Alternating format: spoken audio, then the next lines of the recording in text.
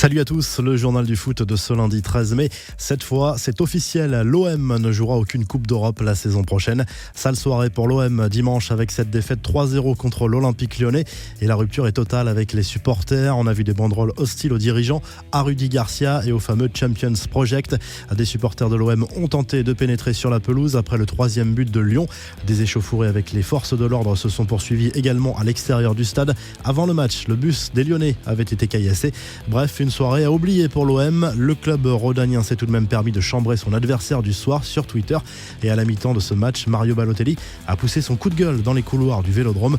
Les arbitres français sont les pires, les arbitres français sont horribles, a lancé le buteur italien en direction de la caméra de Canal+, qui le filmait.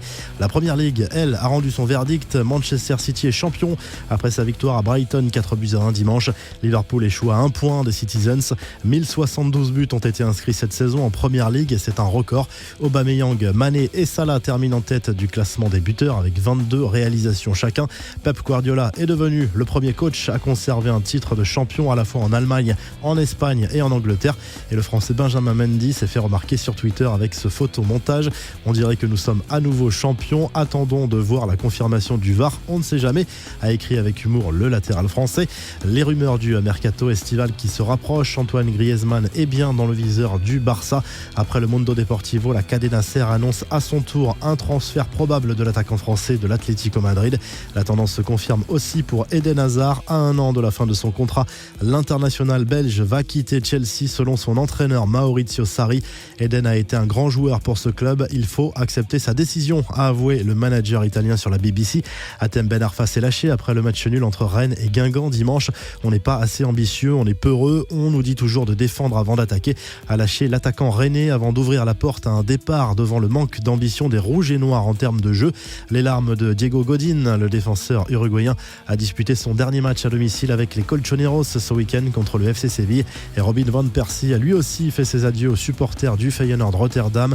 Le buteur néerlandais raccroche les crampons à l'âge de 35 ans. Quelques infos en bref et en images. L'accrochage qui finit bien entre Florenzi et Cristiano Ronaldo lors du match entre la Roma et la Juve.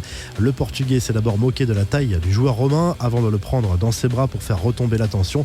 Neymar, lui, a assisté au Grand Prix de F1 de Barcelone où il a rencontré notamment Lewis Hamilton. La zen attitude de Paul Pogba qui s'est fait insulter par un fan de Manchester United ce dimanche en Première Ligue. Le champion du monde qui était venu saluer le public a su garder son calme. Et la revue de presse, le quotidien L'équipe revient sur le naufrage de l'OM contre Lyon dimanche soir au Vélodrome. En Espagne, Marca revient sur la nouvelle défaite du Real Madrid sur le terrain de la Real Sociedad à dimanche. Zidane et les socios ont hâte que la saison se termine. En Italie, la Gazzetta dello Sport évoque l'avenir de Conte, de Spalletti et revient sur la défaite de la Juve sur le terrain de la Roma. On se quitte comme chaque lundi avec le classement des meilleurs buteurs dans les grands championnats européens. Et à demain pour un nouveau journal du foot.